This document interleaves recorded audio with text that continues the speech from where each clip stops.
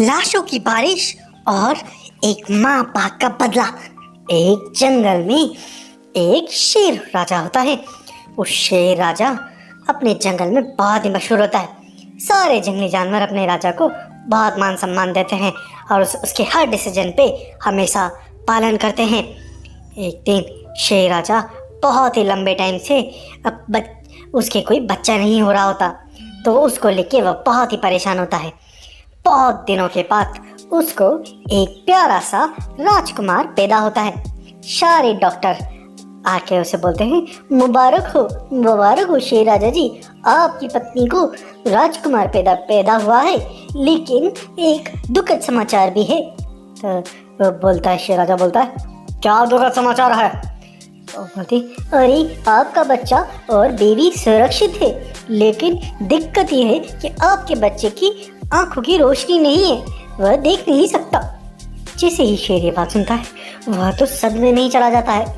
वह मन ही मन बहुत ही गहराई में चला जाता है। तब नर्स उसे बोलती है, अरे शेर राजा जी, देखिए उदास मत होइए, एक तरीका है जिससे हम हमारे राजकुमार को रोशनी दिला सकते हैं। आपको सबसे तेज और सबसे अच्छी रोशनी वाला कोई दूसरा बच्चा लेके आना होगा।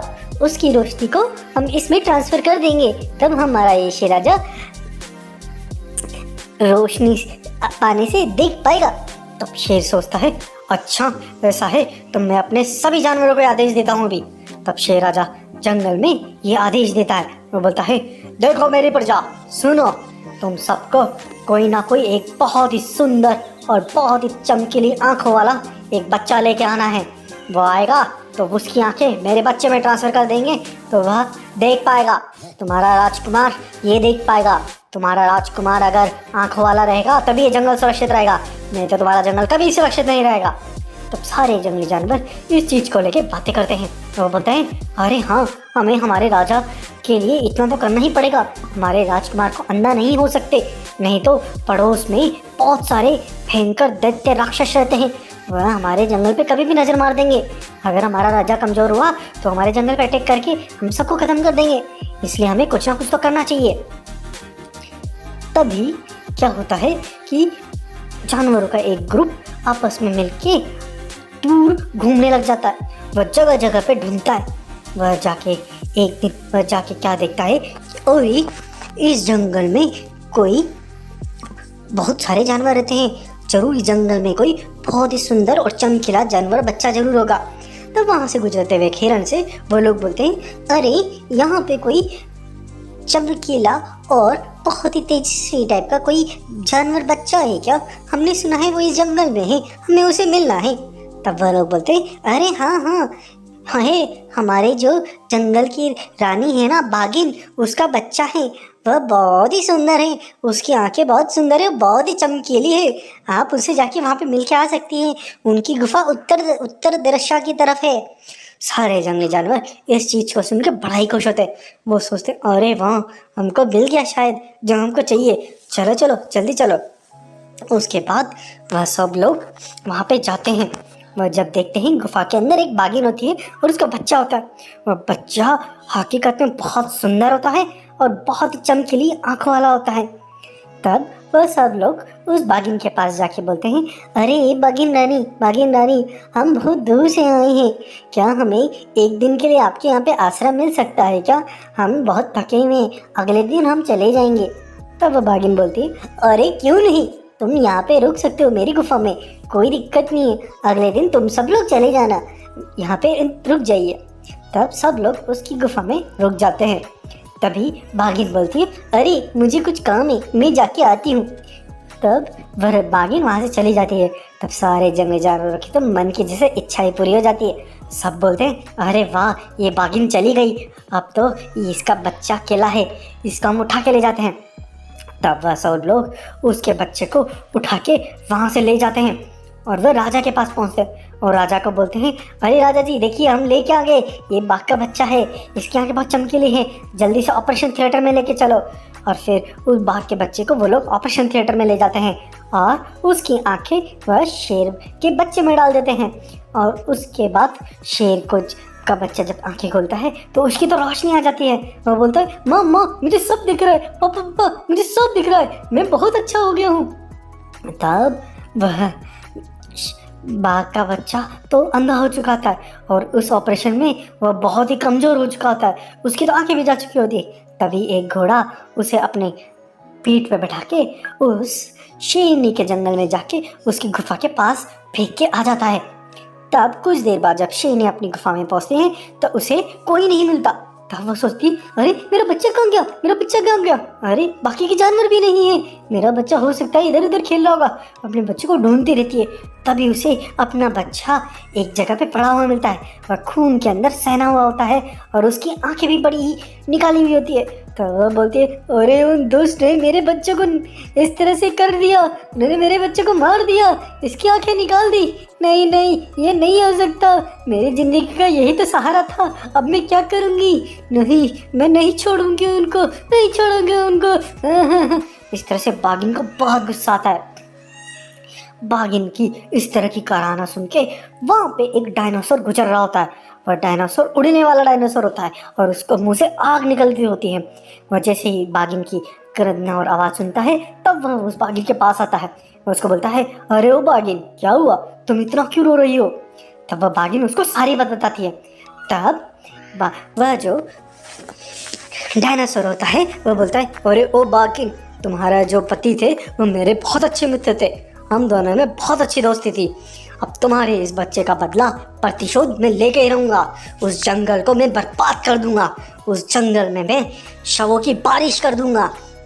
उसके बाद वह जो डायनासोर होता है उस जंगल में जाता है और उस जंगल में तहस नहस कर देता है। वह सारे जंगलों को जानवरों को मारने लग जाता है और इस तरह इतना मारता है और हवा में उन सबको उछालता है। इस तरह से उस जंगल के अंदर उस दिन पानी के बारिश की जगह पे जानवरों के शवों की बारिश होती है और खून की बारिश होती है। पूरा जंगल उस खून की बारिश में और जानवरों के शवों में नहा देता है। उसके बाद वह डायनासोर वहाँ से चला जाता है। इस तरह से कुछ दिन बीत जाते हैं। जो शेर राजा का बेटा होता है वह धीरे धीरे बड़ा हो जाता है।